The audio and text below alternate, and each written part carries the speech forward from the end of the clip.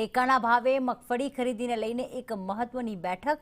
લાભ પાંચમથી ટેકાના ભાવે મગફળીની ખરીદી થશે. ત્યારે કૃષિ મંત્રી રાઘવજી પટેલની અધ્યક્ષતામાં બેઠકનું આયોજન કરવામાં આવ્યું.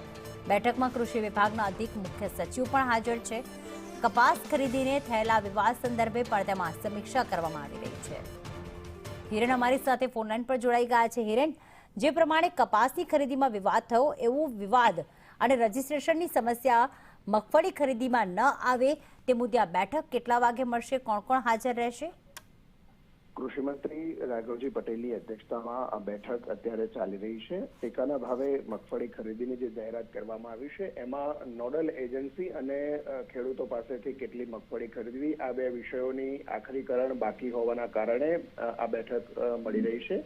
મોટે ભાગે ગુજકો માસોલને રાજ્ય સરકાર આ મગફળી ખરીદીની કામગીરી સોંપવામાં આવે તેવી શક્યતા દેખાઈ રહી છે.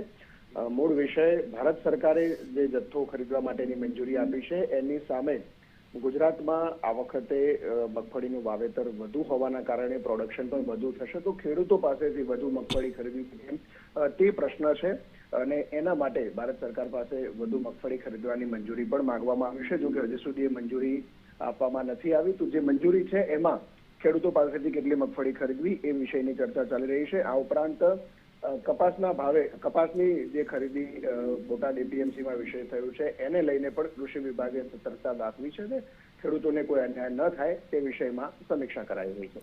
બિલકુલ, આભાર તમામ વિગતો માટે હિરેન.